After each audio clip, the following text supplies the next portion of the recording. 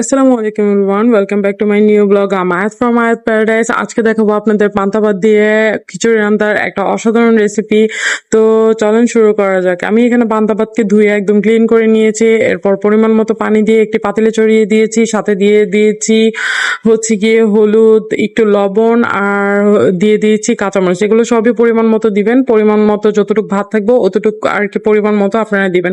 এরপরে একটা আম নিয়ে নিয়েছি, আমগুলোকে সুন্দর করে স্লাইস করে দিয়েছি আর ওগুলো হচ্ছে গিয়ে আমি সাথে মিক্স করে দিয়েছি। তো এখানে মিক্স করার পরে আমি একদম চুলা মিডিয়াম আঁচে দিয়ে একদমই অপেক্ষা করব খিচুড়িটা আস্তে আস্তে হওয়ার জন্য। এক্ষেত্রে চুলা হাই ফ্লেমে দিলে একদমই পুড়ে যাবে। তো এটা ধৈর্য ধরেই অ্যাকচুয়ালি রান্না করতে হবে, একটু ধৈর্য ধরলে আর কি জিনিসটা ভালো হয়।